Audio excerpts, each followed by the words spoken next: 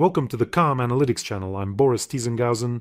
Today, December 2nd, we have a very eventful episode. So, in this episode with Safari, Putin's shadow fleet has already lost 4 tankers in 3 days. It seems Ukraine has decided to impose a blockade on Putin in the Black Sea. Paranoia in Crimea. The occupiers will soon allow passage across the Crimean bridge, but only on bicycles. A personal greeting to Kadyrov was sent by Ukrainian special services. Ukrainian drones flew over 1,000 kilometers and set fire to an FSB building right under his nose. Kadyrov's nose, that is. And now, for some cosmic thievery, a Russian cosmonaut was publicly disgraced and kicked out of Elon Musk's mission for stealing secret blueprints. Maduro missed Trump's ultimatums, so now the only way out is feet first. And then there are the tales of old man Kabayev, like how Putin talks about moving upwards, while Gazprom and the entire Russian economy are plunging into the abyss.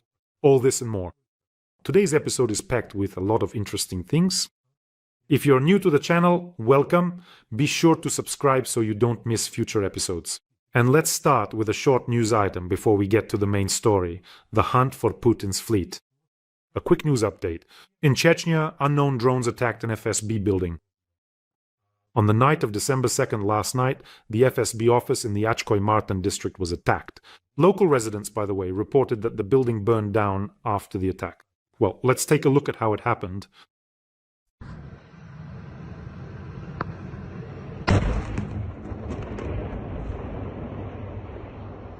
So, Kadyrov, who used to say that Chechnya is the safest place and that nothing would ever reach here, well, here you go. Well, there you have it. By the way, the drone flew over the occupied territories of Ukraine, over Kuban, over Stavropol, over the Caucasus, and no one shot it down. So what is this? What happened to the air defense system of the southern district? By the way, one wants to ask, why didn't the main hero of Chechnya, Ramzan Kadyrov's son, Adam, shoot down this drone with his golden pistol that he likes to dance with at various public events? So what were all those dozens of medals and orders awarded to him for? And here's the main news. It's a black week for Russia's shadow fleet. Ukraine is completely changing the rules of the game for Russia in the Black Sea, declaring a hunt on the Russian shadow fleet. And some very interesting events are now taking place in the Black Sea waters. So 2 more tankers that service Russia have been hit in the Black Sea, just so you understand the scale of the disaster for Putin's wallet. This is not a random incident. This is a systematic hunt for the Russian shadow fleet. And here they are, our 2 new heroes from the going down section, 2 tankers. The first tanker is Mid-Volga II. 80 miles from Turkey, it was attacked in deep waters. Now, this is very interesting. According to the official story, this tanker was transporting sunflower oil from Russian ports. But it's a chemical tanker, meaning it carries chemicals and petroleum products. It took a hit to the side, suffered damage to its pumping equipment, and headed for repairs in Sinop. Well, now about the sunflower oil that this tanker was supposedly transporting. Of course, I switched on my favorite nitpicking mode and checked the routes, and what this Mid-Volga II used to transport before. So it operated like a shuttle, both in the Azov and Black Seas ports like Rostov-on-Don, Azov or Taganrog, and then transshipment in the Kerch Strait. It carried diesel, carried fuel oil, and sometimes chemicals. Tankers, chemical carriers. And in general, they're tanks, these so-called tanks, to load sunflower oil into them after diesel or fuel oil. I think those who work in this field will back me up. It's an outrageous sacrilege. Some kind of sacrilege. That is, you have to wash them out specially because the tanks are coated with epoxy resin.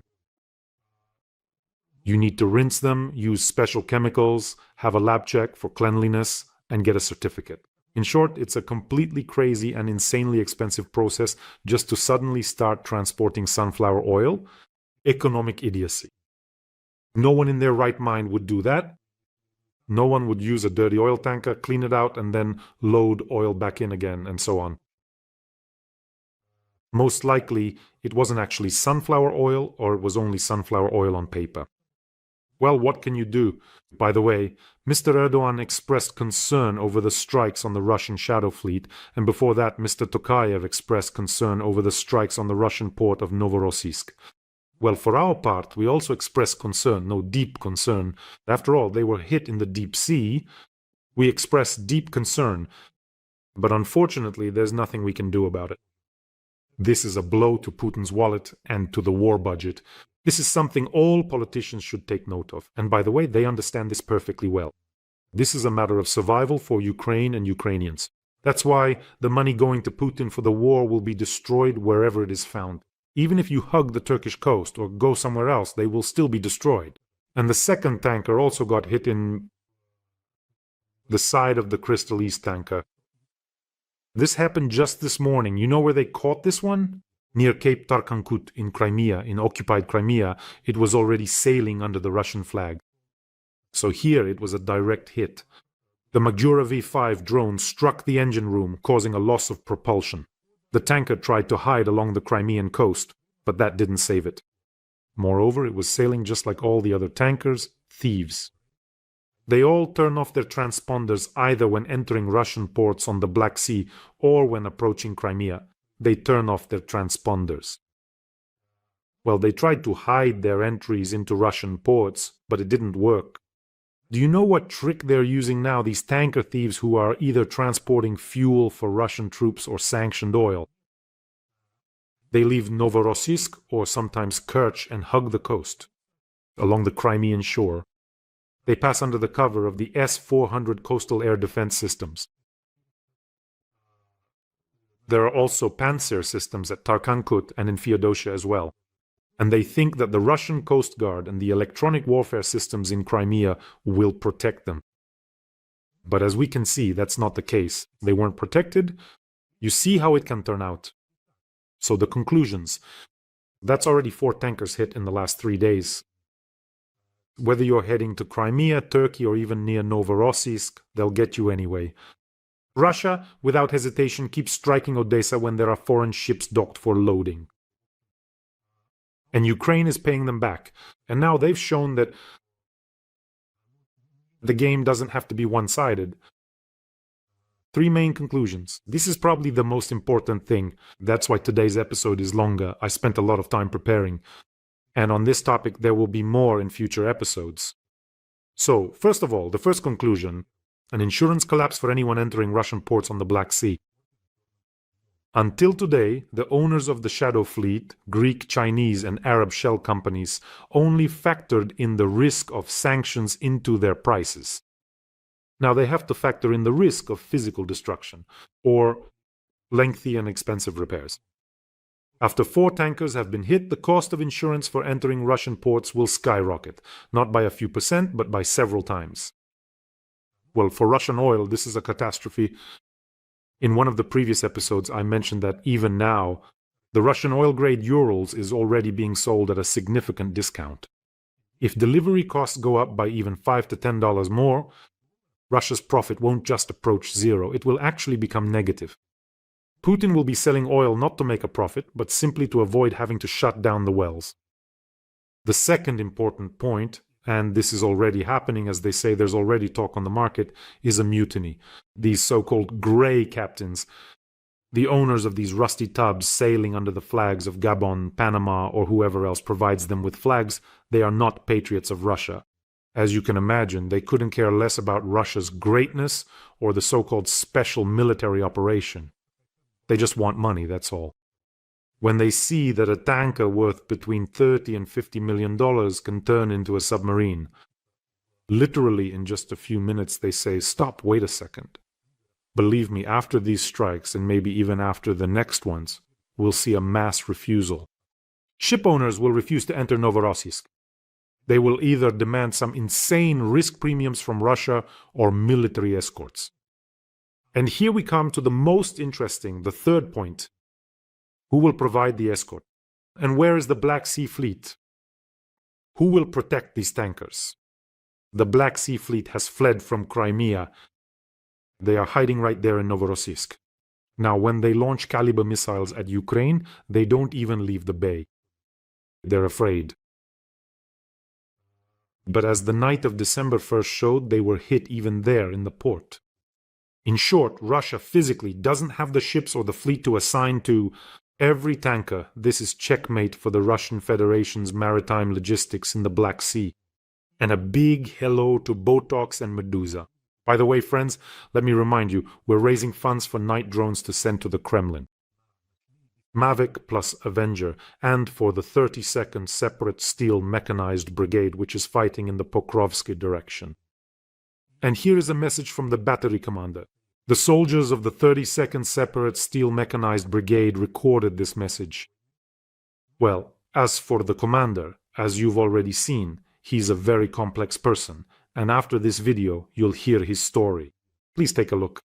Бажаємо здоров'я! Я командир батареї американських систем М109 «Паладин» 32-ї окремої механізованої сталевої бригади, яка зараз знаходиться на Покровському напрямку.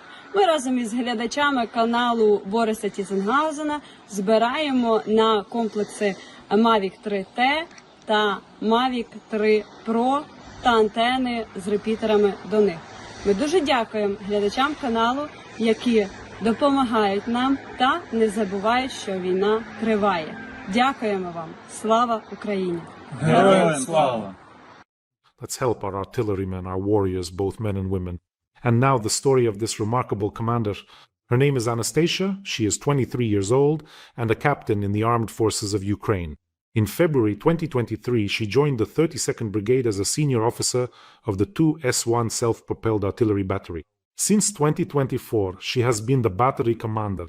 At first, she worked with the 85mm D44 gun, and then the 152mm D20 howitzer, and starting from January 2025, she became the commander of a Paladin battery.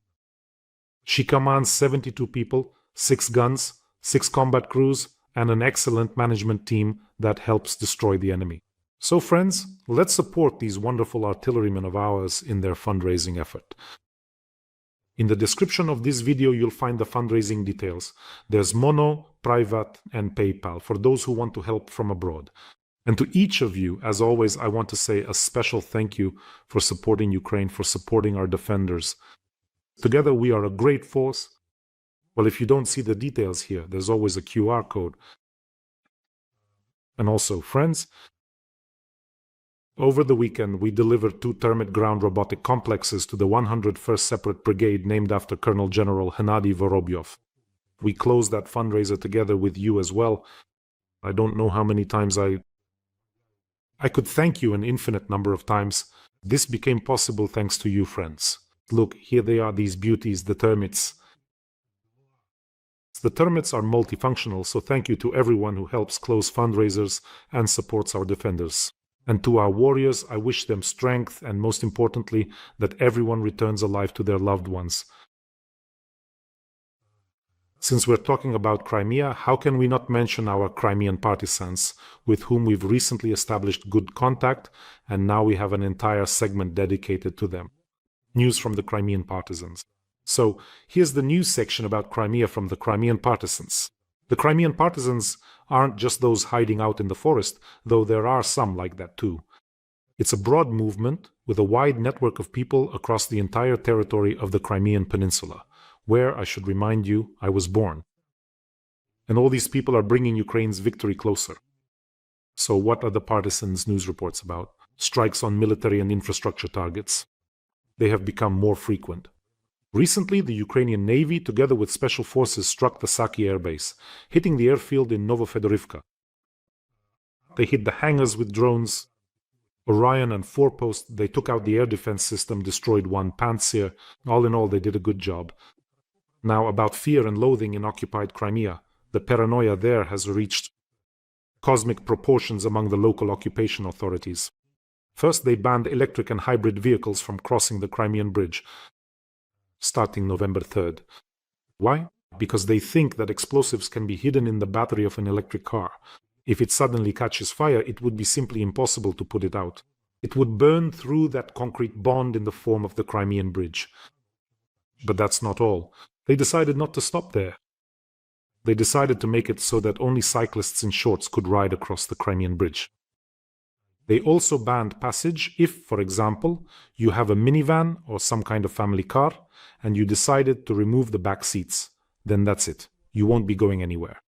Because if you remove the seats, it means you must have something hidden in there somewhere. Empty space in your car gives FSB agents panic attacks. In other words, they think that on the X-ray they might miss something. Well, in general, their logic is rock solid. Soon enough, well, actually, trains carrying explosives or flammable materials haven't been allowed through there for a long time now. So soon Putin will be standing sadly on the Russian side, on a little piece of the Crimean bridge, standing on the remains, feeling sad and nostalgic, remembering how it used to be. Every voice matters. Join our community, support independent journalism and help us bring you the truth from Ukraine. Become a member of Ukraine Today. Join us now. So yes, they've also decided to significantly raise utility rates in Crimea. Well, who else is supposed to pay for the war? Let the residents of occupied Crimea pay. Nothing can be done. About gasoline. Gasoline has slowly started to appear at gas stations, not everywhere, but some places, but it's some kind of strange gasoline. Locals say it smells like paint and cars are stalling. Someone is making good money by adulterating this gasoline. But it's fine, it's fine. Soon, drones will make eco-friendly transport fashionable. Carriages, carts, coaches, stagecoaches, everything will be in Crimea. In general, all this news from Crimea reminds me of something, as if I'm immersing myself in the movie Mad Max. Remember, there was a hunt for gasoline, and for water too. There was a hunt for water as well. There are problems in Crimea. Putin, look at what you do to the territories you occupy. It's as if some kind of wizard touched it and turned it into a foul sludge. Well, let's move on, friends, to direct sanctions. So-called critically important facilities have also been completely destroyed in the illegally occupied Crimea, where in general such actions are deemed absolutely necessary. All this militarized filth needs to be burned out with a red-hot iron. And here probably the people of Odessa should be pleased, because the launch site for Shaheds, located at Cape Chowda, was hit. That's exactly where the Shaheds are launched from, Cape Chowda, and then they fly toward Odessa. They struck it. Recently, the armed forces of Ukraine struck the hangars. Wherever they could reach, that's where they hit. Cape Chowda is the eastern tip of the Feodosia Bay. It's on the Kerch Peninsula. It's quite an ideal spot. There was a training ground there since Soviet times. I've been to those places, steppe, cliffs, winds, but also huge empty beaches. There are no large settlements there. No, none nearby. They don't border it directly. So it was easy for the Russians to hide launchers and runways, but even those were reached. Yes, that's exactly where the 31st Test Center was during the Soviet Union for decades. Missiles were shot down there, new weapons were tested, and so on. Well, in short, they got what was coming to them. Until recently, by the way, the Russians thought that Chowda was a really deep rear area, that Crimea was sealed off from all sides. Not even a fly or a mosquito could get through, I don't know anyone else either. But Ukrainian drones did get through and hit those hangars. So burn bright, you ghouls. This is for Odessa. And let me remind you, since we're talking about Feodosia, not so long ago actually. There in Feodosia, the largest oil depot, the oil terminal, was burned down. Basically, only a couple of tanks are left there now. So with gasoline, they'll have to transfer it to some other tanks somehow, but that's just how it turned out. I think that when the meter-and-a-half-tall conqueror in the Kremlin finally dies, Russians will be studying about Crimea in schools. A section of history called The Demise of the Black Sea Fleet. They'll be taught about it there. About how, in the bays of Crimea and in the open sea, Ukraine destroyed the Black Sea Fleet until its remnants shamefully fled to Novorossiysk. Well, Ukraine got there and is finishing them off. It's just that in Feodosia, the armed forces of Ukraine attacked what was once a large landing ship, Novocherkassk. Storm Shadow cruise missiles have arrived. I remembered this news because then one of the local residents is showing a report right here on local TV. He says, back then they said, oh, it's just a pop, nothing serious, just some grass burning, some ants accidentally carried a burning leaf, and that's why it caught fire, and so on. So one of the local residents was telling the story, saying it hit so hard there were 2 explosions. The first one was small, but the second one hit so hard, he says, that we found pieces of that ship right there in the city. That's how far they flew. According According to some analysts, that large landing ship Novocherkassk was loaded with Shaheeds that had been brought from Iran. Back then, they were still transporting them. At that time, Alabuga wasn't really operating yet. That's how it goes sometimes. By the way, friends, don't forget to subscribe to this channel. Here, we're not only fighting against Russian propaganda, but also exposing Russian lies. By the way, Putin spends hundreds and hundreds of millions on this propaganda, and we're also making sure that Russia will never wash away the shame of this war. Never. So make sure to subscribe. A news story that sums up all of Russia. I just couldn't ignore this news. Just think about it. Russian cosmonaut Oleg Artemyev was removed from the Crew 12 team. Why? He was taking photos of SpaceX documents and tried to take secret information out on his phone. He tried to take it out. Crew 12 is the 12th operational mission of Elon Musk's SpaceX spacecraft, which is headed to the ISS, the International Space Station. So, under the agreement, what is a Russian cosmonaut doing there as part of the agreement between the US and the Russian Federation, between NASA and Roscosmos? There is always one Russian on the crew of the American spacecraft, and there is always one American on the crew of the Russian Soyuz. Well, it's done as a precaution. So this Oleg Artemyev was supposed to fly not in the fetal position on the Soyuz, right? But on Elon Musk's spacecraft, comfortably, in soft seats. What did he do? That is, he was recording technical documentation on the docking units, on the control algorithms. For what purpose? Oh, and in general, he was invited there to get acquainted with the simulators, to do some training. There are mock-ups, capsules exist. They show the internal structure of the spacecraft there in California. Exactly. And at that time, he was trying to use his phone there, to photograph those documents. Some of them, the ones he could reach. For what purpose? You might ask, well, why are you taking pictures? Go ahead and take a picture, even with an iPhone, like this. You still won't be able to make it. In Russia, they've been trying for years to build their own spacecraft, the Oriole. That's the former spacecraft that used to be called Federation. It only exists as mock-ups.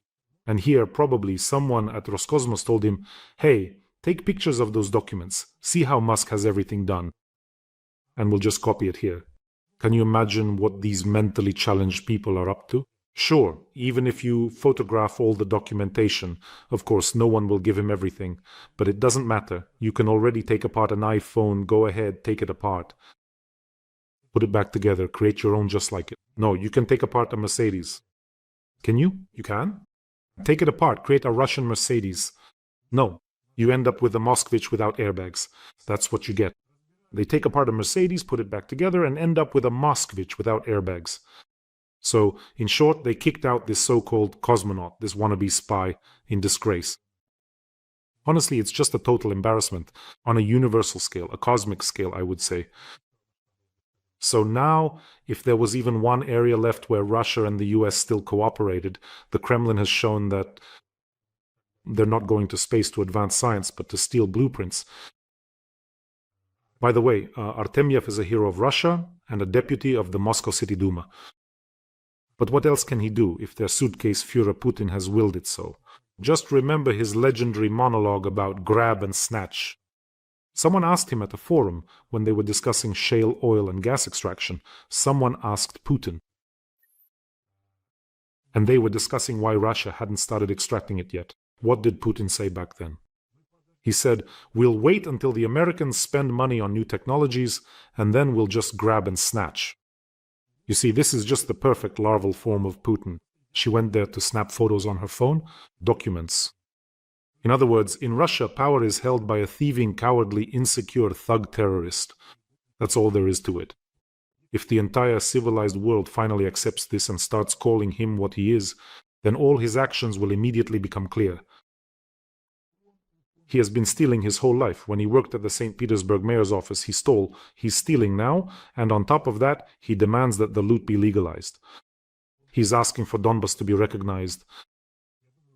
By the way, I think Witkoff, who is probably about to meet with Putin right now somewhere after this meeting, should definitely check his wallet.